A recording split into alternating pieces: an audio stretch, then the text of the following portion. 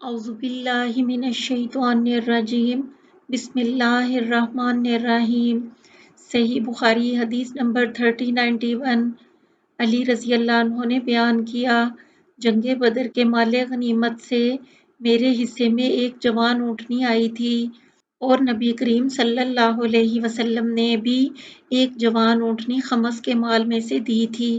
جب میرا ارادہ ہوا کہ فاطمہ رضی اللہ عنہ بنت رسول اللہ صلی اللہ علیہ وسلم سے شادی کروں، تو بنی کا قبیلہ یہود کے ایک صاحب سے جو سنار تھے، میں نے یہ طے کیا کہ وہ میرے ساتھ چلے اور ہم دونوں اسخر گھاس جنگل سے لائیں۔ میرا ارادہ یہ تھا کہ میں وہ گھاس سناروں کو بیچ دوں گا اور اس کی قیمت سے اپنے نکاح کا ولیمہ کروں گا۔ ابھی میں ان دونوں اونٹنیوں کا سامان، پالان اور تھیلے اور رسیاں جمع کر رہا تھا، اور یہ دونوں اونٹنیاں ایک انصاری صحابی کے گھر کے پاس بیٹھی ہوئی تھیں کہ جب سارا سامان فراہم کر کے واپس آیا تو کیا دیکھتا ہوں کہ میری دونوں اونٹنیوں کے کوہان کسی نے کاٹ دیے ہیں اور ان کے پیٹ چیر کر اندر سے کلیجی نکال لی گئی ہیں۔ جب میں نے یہ حال دیکھا تو میں بے اختیار رو دیا۔ میں نے پوچھا کہ یہ سب کچھ کس نے کیا ہے، تو لوگوں نے بتایا کہ حمزہ بن عبد المطلب رضی اللہ عنہ نے، اور وہ اسی گھر میں کچھ انصار کے ساتھ شراب پی رہے ہیں۔ میں وہاں سے واپس آ گیا اور سیدھا نبی کریم صلی اللہ علیہ وسلم کی خدمت میں حاضر ہوا۔ آپ کی خدمت میں اس وقت زید بن حارثہ رضی اللہ عنہ بھی بیٹھے ہوئے تھے۔ آپ صلی اللہ علیہ وسلم مجھے دیکھتے ہی سمجھ گئے کہ میں کسی بڑے صدمے میں ہوں، اس لیے آپ صلی اللہ علیہ وسلم نے دریافت فرمایا، علی کیا ہوا؟ میں نے عرض کیا، یا رسول اللہ، میں نے آج کے دن جیسا صدمہ کبھی نہیں دیکھا۔ حمزہ نے میری دونوں اونٹنیوں پر ظلم کر دیا، دونوں کے کوہان کاٹ ڈالے اور ان کے پیٹ چیر ڈالے۔ ابھی وہ اسی گھر میں کئی یاروں کے ساتھ شراب کی مجلس جمائے ہوئے موجود ہیں۔ نبی کریم صلی اللہ علیہ وسلم نے یہ سن کر اپنی چادر مانگی اور اسے اوڑھ کر پیدل چلنے لگے۔ میں اور زید بن حارثہ رضی اللہ عنہ بھی آپ کے پیچھے پیچھے ہوئے۔ آخر جب وہ گھر آ گیا جس میں حمزہ رضی اللہ عنہ موجود تھے تو آپ نے اندر آنے کی اجازت چاہی اور اندر موجود لوگوں نے آپ کو اجازت دے دی۔ وہ لوگ شراب پی رہے تھے۔ حمزہ رضی اللہ عنہ نے جو کچھ کیا تھا اس پر رسول اللہ صلی اللہ علیہ وسلم نے انہیں کچھ ملامت کرنا شروع کی۔ حمزہ رضی اللہ عنہ کی آنکھیں شراب کے نشے میں مخمور اور سرخ ہو رہی تھیں۔ انہوں نے نظر اٹھا کر آپ صلی اللہ علیہ وسلم کو دیکھا، پھر نظر ذرا اور اوپر اٹھائی، پھر وہ آپ صلی اللہ علیہ وسلم کے گھٹنوں پر نظر لے گئے۔ اس کے بعد نگاہ اور اٹھا کے آپ صلی اللہ علیہ وسلم کی ناف کے قریب دیکھنے لگے، پھر چہرے پر جما دی، پھر کہنے لگے کہ تم سب میرے باپ کے غلام ہو۔ یہ حال دیکھ کر آپ صلی اللہ علیہ وسلم نے جب محسوس کیا کہ حمزہ بالکل نشے میں ہیں تو آپ وہیں سے الٹے پاؤں واپس آ گئے اور ہم بھی آپ کے ساتھ نکل آئے۔ صحیح بخاری حدیث نمبر 3092۔ ام المومنین عائشہ رضی اللہ عنہ نے کہ رسول اللہ صلی اللہ علیہ وسلم کی صاحبزادی فاطمہ رضی اللہ عنہ نے آپ صلی اللہ علیہ وسلم کی وفات کے بعد ابو بکر صدیق رضی اللہ عنہ سے مطالبہ کیا تھا کہ نبی کریم صلی اللہ علیہ وسلم کے اس ترکے سے انہیں ان کی میراث کا حصہ دلایا جائے جو اللہ تعالیٰ نے آپ صلی اللہ علیہ وسلم کو فے کی صورت میں دیا تھا، جیسے فدق وغیرہ۔ صحیح بخاری حدیث نمبر 3093۔ ابو بکر صدیق رضی اللہ عنہ نے فاطمہ رضی اللہ عنہ سے کہا کہ آپ صلی اللہ علیہ وسلم نے اپنی حیات میں فرمایا تھا کہ ہمارا گروہ انبیاء علیہ السلام کا ورثہ تقسیم نہیں ہوتا، ہمارا ترکہ صدقہ ہے۔ فاطمہ رضی اللہ عنہ یہ سن کر غصے ہو گئیں اور ابو بکر رضی اللہ عنہ سے ترک ملاقات کی اور وفات تک ان سے نہ ملی۔ وہ رسول اللہ صلی اللہ علیہ وسلم کے بعد 6 مہینے زندہ رہی تھیں۔ عائشہ رضی اللہ عنہ نے کہا، کہ فاطمہ رضی اللہ عنہ نے آپ صلی اللہ علیہ وسلم کے خیبر اور فدق اور مدینہ کے صدقے کی وراثت کا مطالبہ ابو بکر صدیق رضی اللہ عنہ سے کیا تھا۔ ابو بکر رضی اللہ عنہ کو اس سے انکار تھا۔ انہوں نے کہا کہ میں کسی بھی ایسے عمل کو نہیں چھوڑ سکتا جسے رسول اللہ صلی اللہ علیہ وسلم اپنی زندگی میں کرتے رہے تھے۔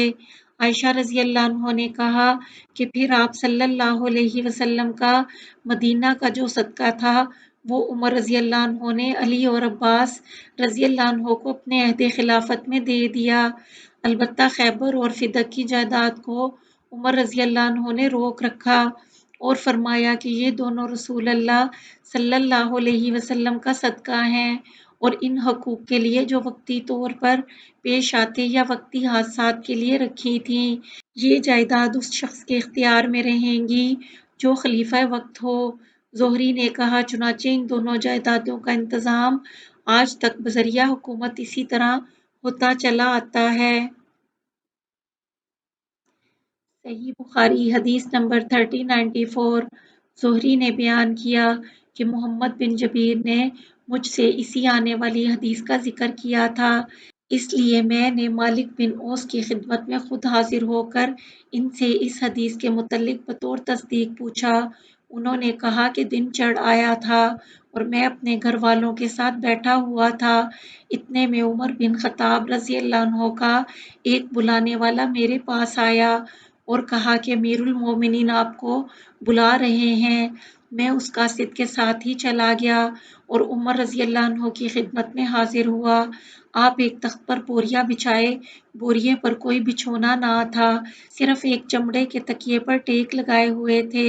میں سلام کر کے بیٹھ گیا، پھر انہوں نے فرمایا مالک تمہاری قوم کے کچھ لوگ میرے پاس آئے تھے، میں نے ان کے لیے کچھ حقیر سی امداد کا فیصلہ کر لیا ہے، تم اسے اپنی نگرانی میں ان میں تقسیم کرا دو۔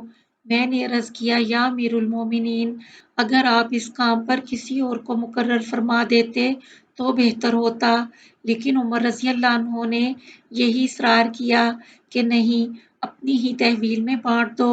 ابھی میں وہیں حاضر تھا کہ امیر المومنین کے دربان یرفع آئے اور کہا کہ عثمان بن عفان، عبد الرحمن بن عوف، زبیر بن عوام اور سعد بن ابی وقاص رضی اللہ عنہ اندر آنے کی اجازت چاہتے ہیں۔ عمر رضی اللہ عنہ نے فرمایا کہ ہاں، انہیں اندر بلا لو۔ آپ کی اجازت پر یہ حضرات داخل ہوئے اور سلام کر کے بیٹھ گئے۔ یرفع بھی تھوڑی دیر بیٹھے رہے اور پھر اندر آ کر عرض کیا علی اور عباس رضی اللہ عنہ کو بھی اندر آنے کی اجازت ہے؟ آپ نے فرمایا کہ ہاں، انہیں بھی اندر بلا لو۔ آپ کی اجازت پر یہ حضرات بھی اندر تشریف لے آئے اور سلام کر کے بیٹھ گئے۔ عباس رضی اللہ عنہ نے کہا یا امیر المومنین، میرا اور ان کا فیصلہ کر دیجئے۔ ان حضرات کا جھگڑا اس جائیداد کے بارے میں تھا جو اللہ تعالیٰ نے اپنے رسول صلی اللہ علیہ وسلم کو بنی نذیر کے اموال میں سے خمس کے طور پر عنایت فرمائی تھی۔ اس پر عثمان اور ان کے ساتھ جو دیگر صحابہ تھے کہنے لگے ہاں امیر المومنین، ان حضرات میں فیصلہ فرما دیجئے اور ہر ایک کو دوسرے کی طرف سے بے فکر کر دیجئے۔ عمر رضی اللہ عنہ نے کہا اچھا، تو پھر ذرا ٹھہریے اور دم لے لیجئے، میں آپ لوگوں سے اس اللہ کی قسم دے کر پوچھتا ہوں جس کے حکم سے آسمان اور زمین قائم ہیں، کیا آپ لوگوں کو معلوم ہے کہ رسول اللہ صلی اللہ علیہ وسلم نے فرمایا تھا کہ ہم پیغمبروں کا کوئی وارث نہیں ہوتا، جو کچھ ہم انبیاء چھوڑ کر جاتے ہیں وہ صدقہ ہوتا ہے، جس سے آپ صلی اللہ علیہ وسلم کی مراد خود اپنی ذات گرامی بھی تھی۔ ان حضرات نے تصدیق کی کہ جی ہاں، بے شک آپ صلی اللہ علیہ وسلم نے یہ فرمایا تھا۔ اب عمر رضی اللہ عنہ علی اور عباس رضی اللہ عنہ کی طرف مخاطب ہوئے، ان سے پوچھا میں آپ حضرات کو اللہ کی قسم دیتا ہوں، کیا آپ حضرات کو بھی معلوم ہے کہ آپ صلی اللہ علیہ وسلم نے ایسا فرمایا ہے یا نہیں؟ انہوں نے بھی اس کی تصدیق کی کہ آپ صلی اللہ علیہ وسلم نے بے شک ایسا فرمایا ہے۔ عمر رضی اللہ عنہ نے کہا کہ اب میں آپ لوگوں سے اس معاملے کی شرح بیان کرتا ہوں۔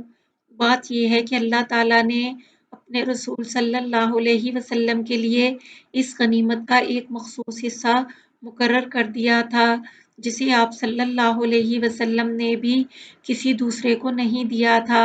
پھر آپ نے اس آیت کی تلاوت کی اور وہ حصہ آپ صلی اللہ علیہ وسلم کے لیے خاص رہا۔ مگر قسم اللہ کی یہ جائیداد آپ صلی اللہ علیہ وسلم نے تم کو چھوڑ کر اپنے لیے جوڑ نہ رکھی، نہ خاص اپنے خرچ میں لائے، بلکہ تم ہی لوگوں کو دیں اور تمہارے ہی کاموں میں خرچ کی۔ یہ جو جائیداد بچ رہی ہے اس میں سے آپ اپنی بیویوں کا سال بھر کا خرچہ لیا کرتے، اس کے بعد جو باقی بچتا وہ اللہ کے مال میں شریک کر دیتے، جہاد کے سامان فراہم کرنے میں۔ خیر آپ صلی اللہ علیہ وسلم تو اپنی زندگی میں ایسا ہی کرتے رہے۔ حاضرین تم کو اللہ کی قسم کیا تم یہ نہیں جانتے؟ انہوں نے کہا بے شک جانتے ہیں۔ پھر عمر رضی اللہ عنہ نے علی اور عباس رضی اللہ عنہ سے کہا میں آپ حضرات سے بھی قسم دے کر پوچھتا ہوں کیا آپ لوگ یہ نہیں جانتے ہیں؟ دونوں حضرات نے جواب دیا ہاں۔ پھر عمر رضی اللہ عنہ نے یوں فرمایا کہ پھر اللہ تعالیٰ نے اپنے نبی کریم صلی اللہ علیہ وسلم کو دنیا سے اٹھا لیا تو ابو بکر صدیق رضی اللہ عنہ کہنے لگے کہ میں رسول اللہ صلی اللہ علیہ وسلم کا خلیفہ ہوں، اور اس لیے انہوں نے آپ صلی اللہ علیہ وسلم کی اس مخلص جائیداد پر قبضہ کیا، اور جس طرح آپ صلی اللہ علیہ وسلم اس میں مصارف کیا کرتے تھے وہ کرتے رہے۔ اللہ خوب جانتا ہے کہ ابو بکر رضی اللہ عنہ اپنے اس طرز عمل میں سچے مخلص نیکوکار اور حق کی پیروی کرنے والے تھے۔ پھر اللہ تعالیٰ نے ابو بکر صدیق کو بھی اپنے پاس بلا لیا اور اب میں ابو بکر رضی اللہ عنہ کا نائب مقرر ہوا۔ میری خلافت کو 2 سال ہو گئے ہیں اور میں نے بھی اس جائیداد کو اپنی تحویل میں رکھا ہے۔ جو مصارف رسول اللہ صلی اللہ علیہ وسلم اور ابو بکر رضی اللہ عنہ اس میں کیا کرتے تھے ویسا ہی میں بھی کرتا رہا، اور اللہ خوب جانتا ہے کہ میں اپنے اس طرز عمل میں سچا مخلص اور حق کی پیروی کرنے والا ہوں۔ پھر آپ دونوں میرے پاس مجھ سے گفتگو کرنے آئے اور بال اتفاق گفتگو کرنے لگے کہ دونوں کا مقصد ایک تھا۔ جناب عباس آپ تو اس لیے تشریف لائے کہ آپ کو اپنے بھتیجے صلی اللہ علیہ وسلم کی میراث کا دعویٰ میرے سامنے پیش کرنا تھا۔ پھر علی رضی اللہ عنہ سے فرمایا کہ آپ اس لیے تشریف لائے کہ آپ کو اپنی بیوی فاطمہ رضی اللہ عنہ کا دعویٰ پیش کرنا تھا کہ ان کے والد رسول اللہ صلی اللہ علیہ وسلم کی میراث انہیں ملنی چاہیے۔ میں نے آپ دونوں حضرات سے عرض کر دیا کہ رسول اللہ صلی اللہ علیہ وسلم خود فرما گئے کہ ہم پیغمبروں کا کوئی میراث تقسیم نہیں ہوتی، ہم جو کچھ چھوڑ جاتے ہیں وہ صدقہ ہوتا ہے۔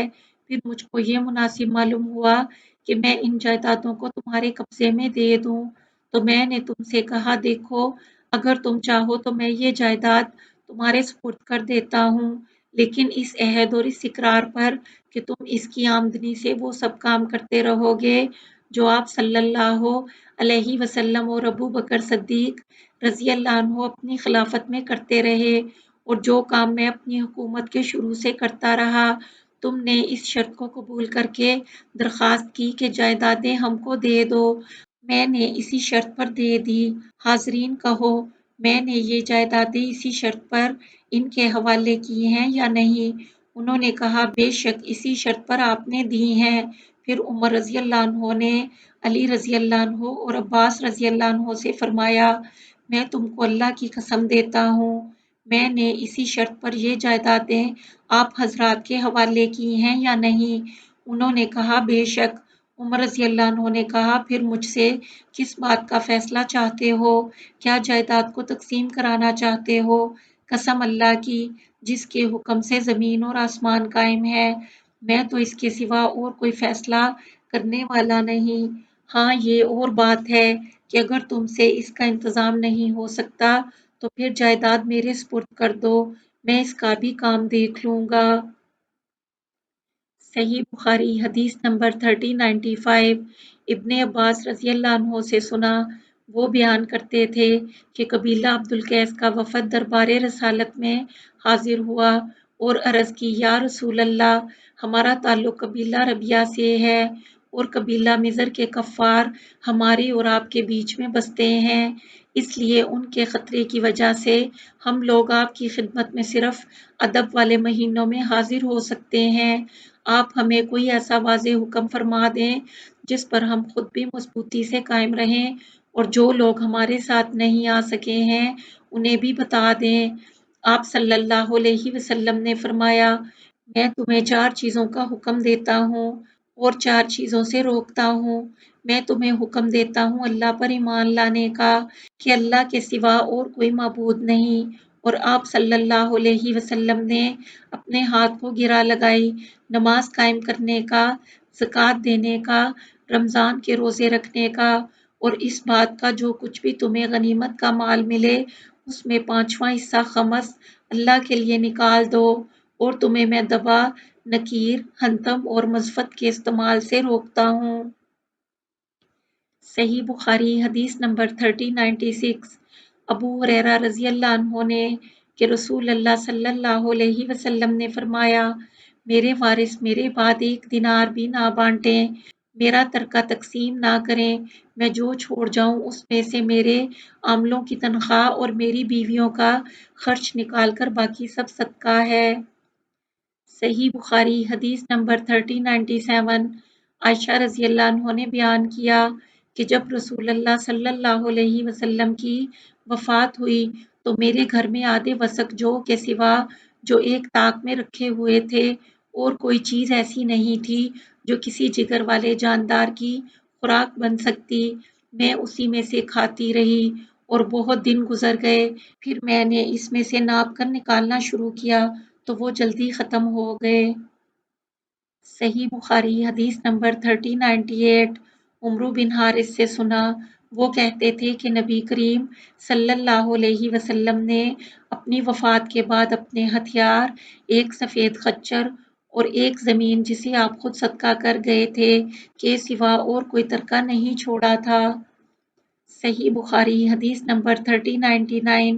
عبید اللہ بن عبداللہ بن عتبہ بن مسعود نے خبر دی کہ نبی کریم صلی اللہ علیہ وسلم کی زوجہ مطہرہ عائشہ رضی اللہ عنہ نے بیان کیا کہ مرض الوفات میں جب نبی کریم صلی اللہ علیہ وسلم کا مرض بہت بڑھ گیا تو آپ صلی اللہ علیہ وسلم نے سب بیویوں سے اس کی اجازت چاہی کہ مرض کے دن آپ میرے گھر میں گزاریں، لہٰذا اس کی اجازت آپ صلی اللہ علیہ وسلم کو مل گئی تھی۔ صحیح بخاری حدیث نمبر 3100۔ عائشہ رضی اللہ عنہ نے کہا کہ رسول اللہ صلی اللہ علیہ وسلم نے میرے گھر میری باری کے دن میرے حلق اور سینے کے درمیان ٹیک لگائے ہوئے وفات پائی۔ اللہ تعالیٰ نے وفات کے وقت میرے تھوک اور نبی کریم صلی اللہ علیہ وسلم کے تھوک کو ایک ساتھ جمع کر دیا تھا۔ بیان کیا وہ اس طرح کہ عبد الرحمن رضی اللہ عنہ عائشہ رضی اللہ عنہ کے بھائی مسواک لیے ہوئے اندر آئے، آپ صلی اللہ علیہ وسلم اسے چبا نہ سکے، اس لیے میں نے اسے اپنے ہاتھ میں لے لیا اور میں نے اسے چبانے کے بعد وہ مسواک آپ کے دانتوں پر ملی۔